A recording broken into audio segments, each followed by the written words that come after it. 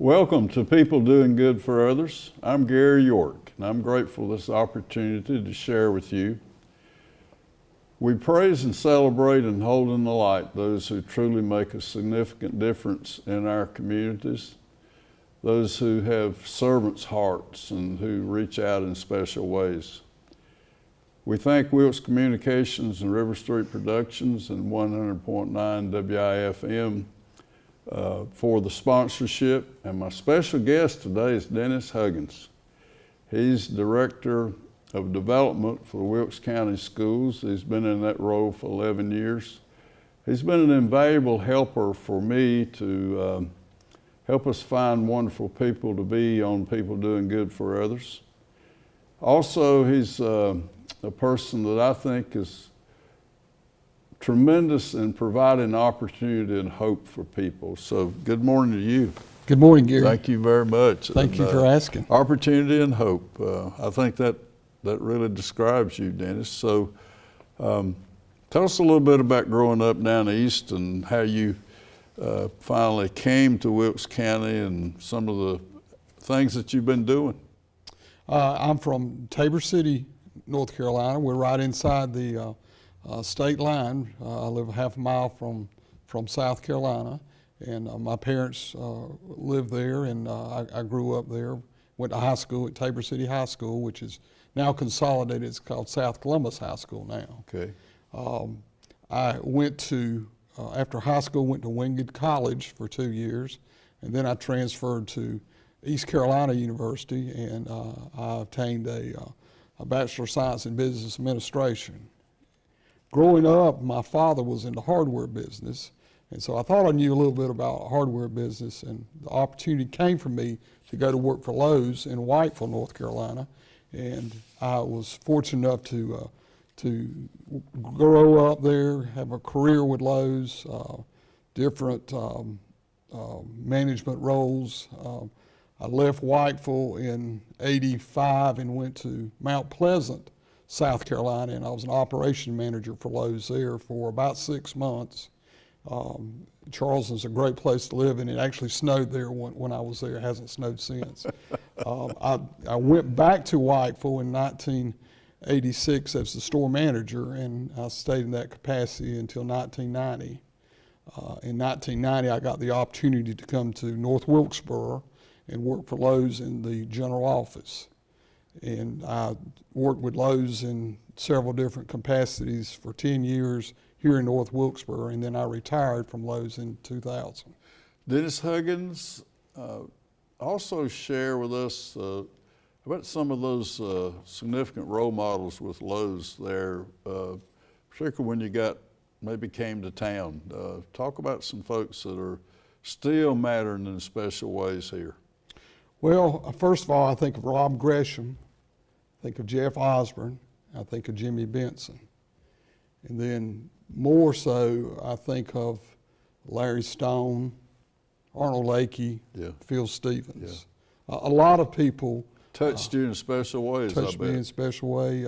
Larry taught me, treat people like you want to be treated. Arnold taught me things like being honest and integrity. Phil Stevens taught me customer service and always be a team player. I always remember things like that. Dennis, also share, if you will, you're a team player. You always are pulling people together in great synergy.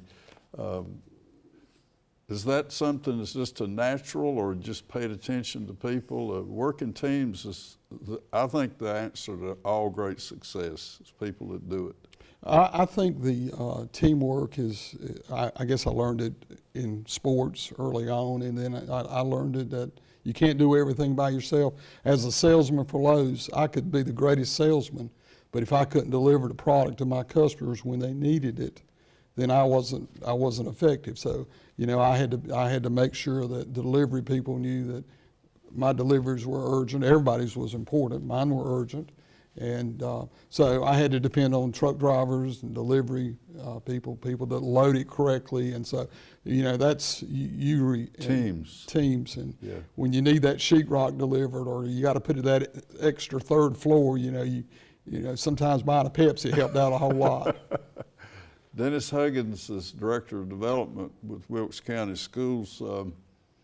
After your career here, you did a lot of fundraising and helping folks like the Wilkes Heritage Museum. Just briefly touch on that for me. Well, I had always been involved with fundraising and with Lowe's and Lowe's management, Boy Scouts, things like that, church groups. Wow. And so when I left Lowe's, I had the opportunity to do a capital fundraising for the Yadkin River Greenway. And we were fairly successful in opening 2 segments along the Yadkin and the Reddy's River. A good quality of life, go outside, be outside. I'm an outdoor person. So the Greenway was just a natural fit for me. Some days I would go on the Greenway and carry a pad with certificates on it and try and catch people to be on the Greenway the first time and actually write their name on a certificate and give it to them. Did you really? And I got a lot of funny looks like, is this your first time on the Greenway?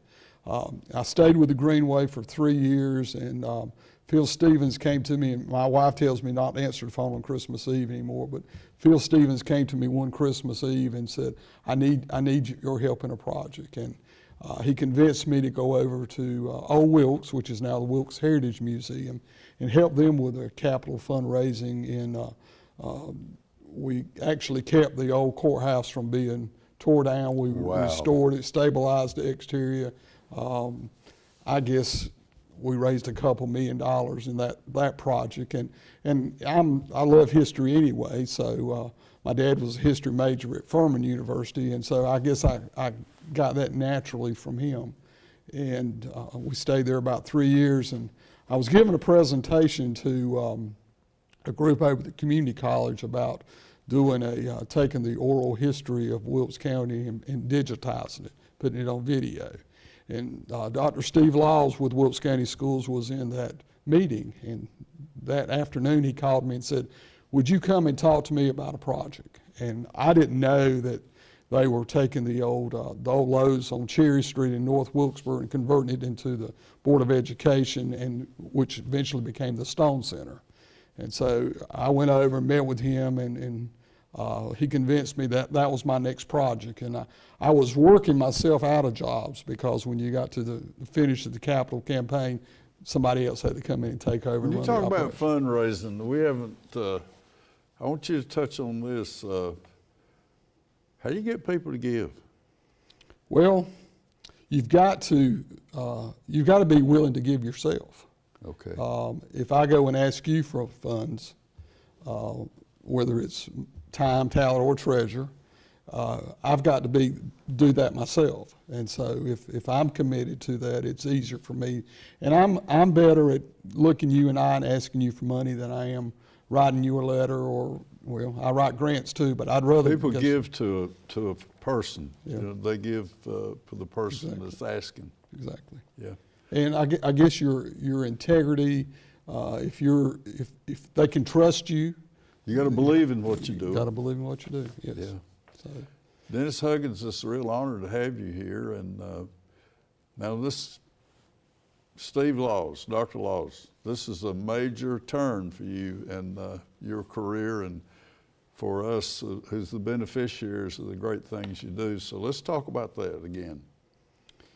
Well, as he led me through the building that was halfway through construction, I realized there was a lot more to it than I thought. And he said, how could we raise money for this? And first of all, I said, well, let's talk to some Lowe's people. Let's talk to some Lowe's retirees and see if we can challenge them to help us raise money.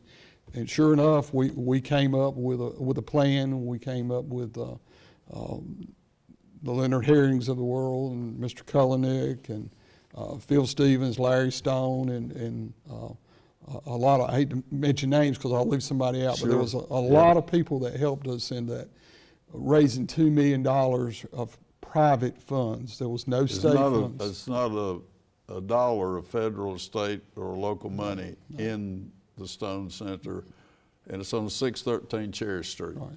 And we were fortunate that Lowe's companies gave us a real good offer on the building and to take over that facility and convert it to what it is today. Most people know it as the Stone Center for Performing Arts. The Stone family was certainly behind us getting the building and getting it open. And today it's used 300 times a year. I've heard that. Sometimes the auditorium dining area. Wow. None of our high schools have auditoriums. Yes. And so plays, musicals, the proms, they're all held at the Stone Center because they really don't have a facility.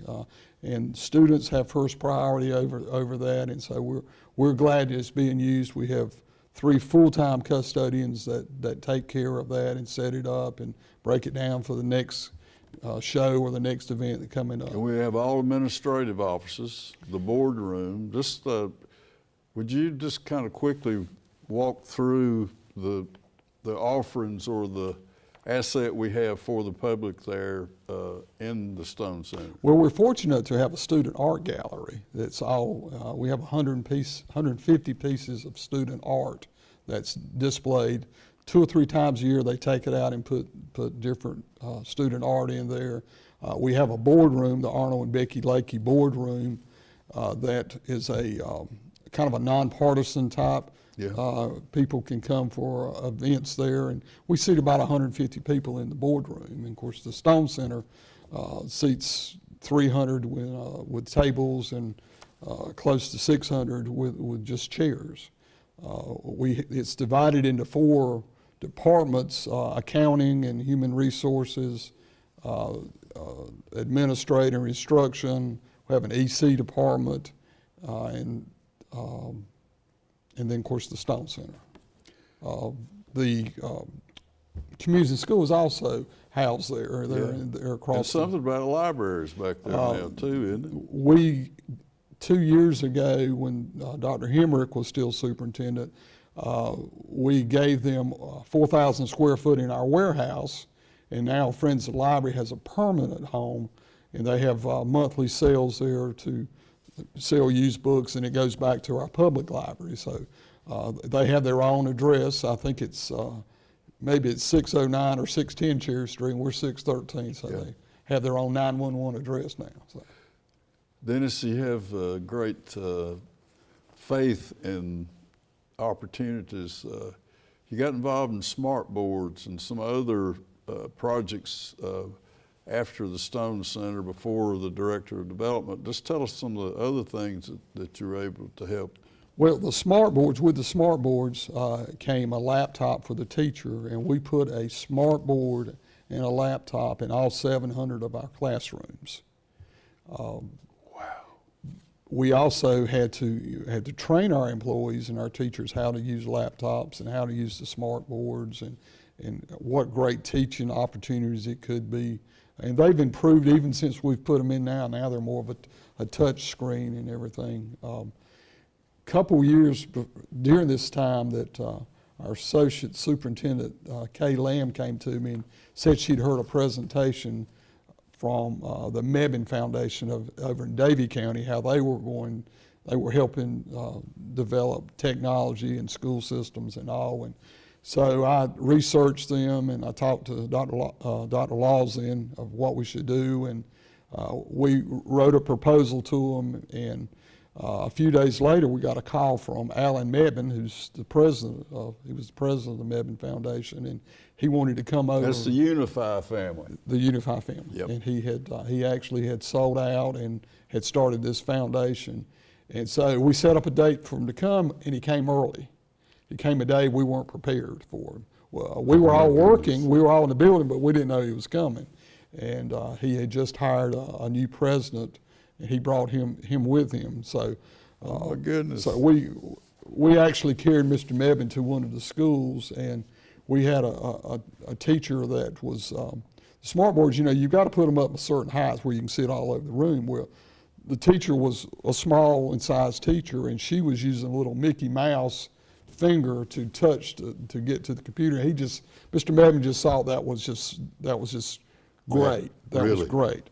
And Oh my goodness. later on, he told me, he challenged us to, he says, I will give you $400,000 if you can raise an additional $1 million. And we accepted his challenge, and we went to work, and we were able to get funding from Golden Leaf Foundation, and we also were able to get money from Lowe's Charitable Foundation. The Golden Leaf was $1 million, and the Lowe's was $900,000. So we got the challenge, and Mr. Mebane came back and says, I wish I'd have wrote you a check that day for the $25,000. But that's really what kick-started, is what got us going into technology. It was called TEC, Technology and Education, and we had a community meeting, and we had smart boards all over the Stone Center, and we had the community come in and just show them what technology, how it was improving, and how we could use it to better our students. And that's what everything I do, what I've done for the school, it's all for the students. Yeah. And you became director of development, and let's start there and go through. I went full time. Yeah. I got the opportunity to go full time, and with the benefits of being full time. After the technology came other opportunities to go one-on-one with laptops in our high schools and middle schools. So that was a tremendous, the high school students, they can take them home with them. The middle school students, they use them at school. So that was maybe step 2 in it. During that period, we were probably 2008, 2009 then, we were looking for another way to jumpstart it, and we came up, this was Dr. Laws's idea, we came up with Dancing with the Principal Stars, kind of like the TV show. And so all the principals had to get a dance partner, and they performed 2 nights at the Walker Center. And it was a time, if you remember 2008, 2009, how the economy was. Hard times. There were people losing jobs here. People didn't know what was going on and everything. And so this was a kind of a calming 2 nights for our community. And we raised $300,000 for Dancing with the Stars. And, oh my goodness. The winning prize, Brenda and Carl Page, they gave us $10,000 to give to the winning school. And once we got that, we had a sponsor secured for that. Everything else just fell in place. And we could have sold out 3 more times. Everybody was, the Walker Center wasn't big enough that night. We sold it out twice, 2 nights. That's 1,100 people. Yep. Wow. Dennis Huggins, now I want to concentrate the rest of our time on these 2 initiatives that I was honored to be sitting and watching these youngsters just do incredible achievements. Talk about the 2 programs right now, if you will. In 2006, Mr. Leonard Herring called me and said, I want to talk to you. I've got an idea I want you to consider. And Mr. Herring came over and talked with Dr. Laws and myself about starting a youth philanthropy program, how we could teach children in Wilkes County how to give back to the community. And we know when they leave, they might not come back, but at least they would have that foundation of learning about philanthropy. And all this was within just days. I got a call from the North Carolina Community Foundation, and they wanted to start a youth philanthropy program. So they came to Wilkes County and talked with the Wilkes. Just by chance, that had just a number of days. Just a number of days. And the Wilkes Community Foundation only meets 4 times a year, once a quarter. And so it just fell into this place. And they introduced me to a guy named Eric Rolls from Charlotte, who was starting a youth philanthropy program statewide. And so we didn't get in on the first year, but we got in on the second year. And after Mr. Herring came and talked to us, he had a lady from Alabama he had met at Duke, and she drove up from Alabama and told us how she was doing a summer program, like a camp, to teach children about philanthropy.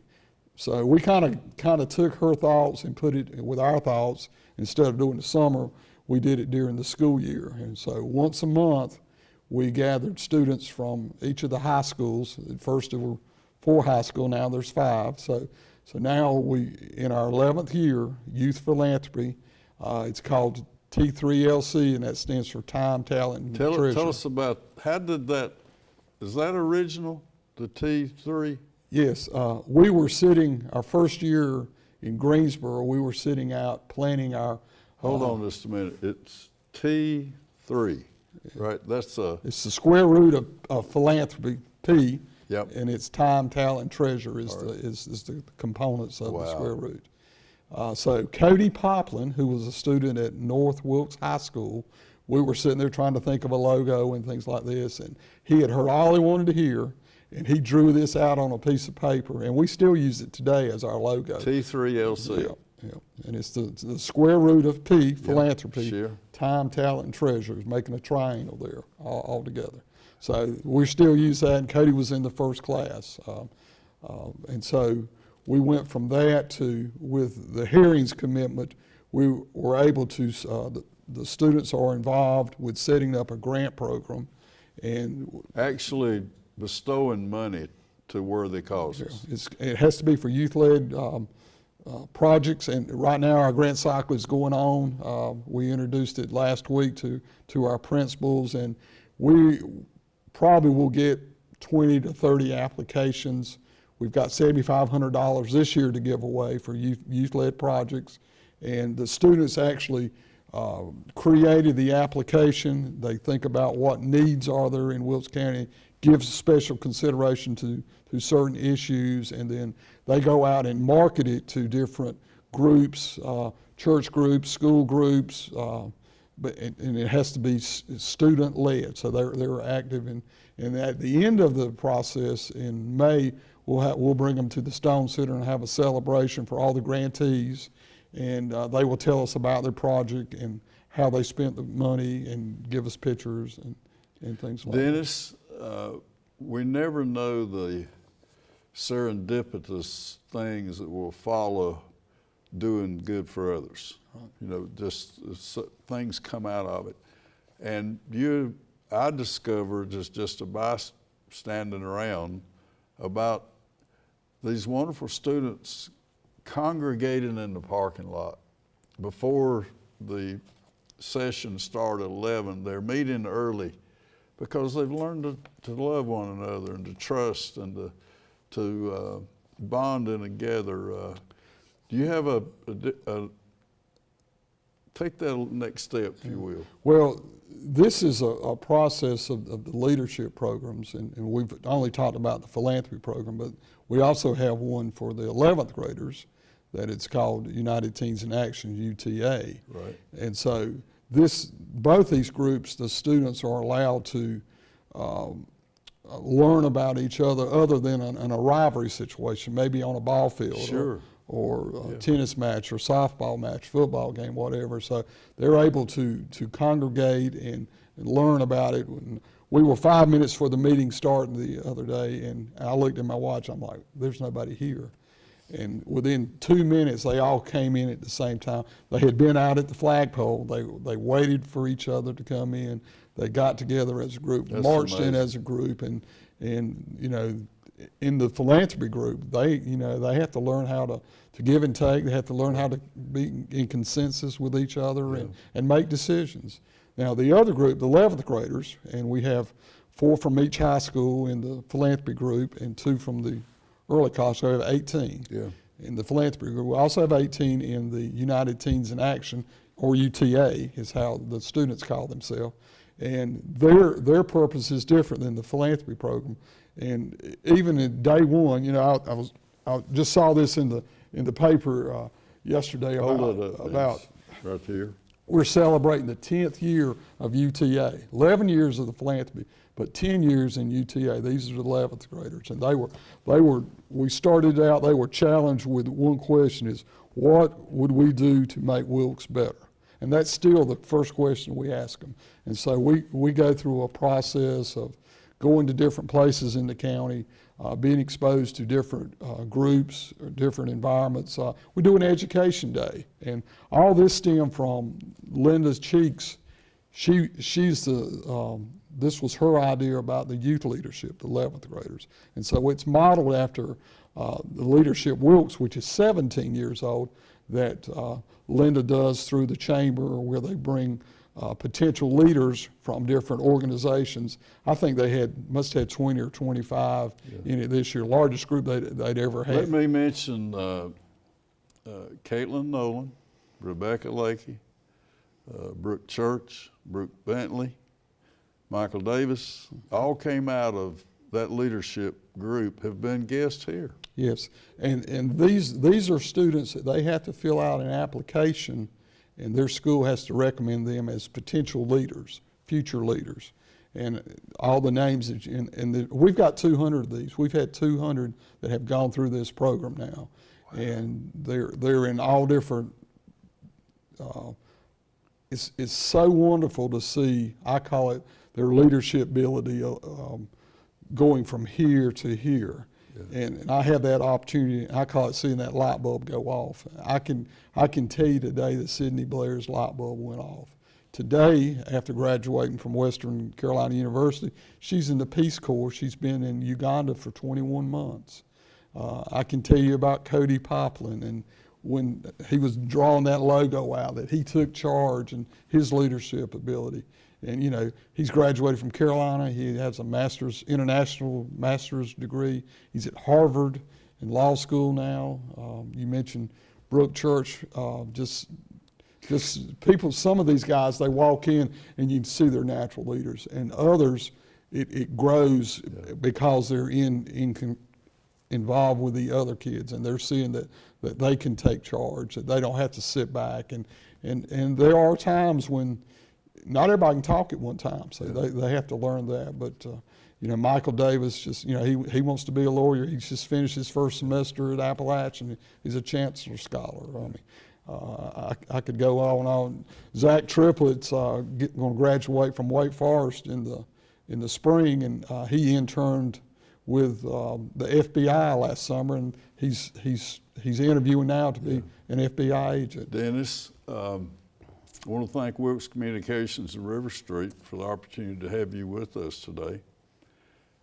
Also, your life is you've enriched the lives of countless youngsters, and you also have made a tremendous impact. The gratitude you have for this opportunity, that you just seized it and have made a difference. Tell us about how you feel. Well, I certainly am humbled by the opportunity to do this. My parents raised me. I was raised in a church, and my parents believed in education. And you know, I would be remiss not to say how important my family, my mom and my dad. I have two brothers, and of course, my immediate family. My wife Jan Huggins works at the community college. She's a director with the QEP program, and I have two adult children. Abigail is graduated from Appalachian, has a master's degree from the University of Mississippi, and my son Andrew graduated from Appalachian in business management. He has a master's degree from the University of Louisville in sports management, and he currently works with the School of Science and Math in Durham. So education I was given that opportunity, and just I think that has helped me. And I was telling Ellie Whittington when she came by my office, she's a recent graduate last week of Elon University, and she did an intern with Major League Baseball, and she actually did an intern with the Yankees. You know, she's working with ESPN and everything. But I was telling, I wish I could tell you all these things, but some of these experiences you've got to learn for yourself. And you know, you have to be on the road. You have to be doing good things for these serendipitous things to happen. Thank you for being here. Thank you, What an Gary. honor to have you. It's just what an enlightenment and encouragement for our community. You've touched us in countless ways. Dennis Huggins, an advocate, a person who brings hope, who brings opportunity and significant leadership in this community, and has a what if mentality and heart. So we want to thank him as Director of development of Wilkes County schools, and we're in good hands because great things are going to happen for us. Thank you very much, and see you next time. Thank you.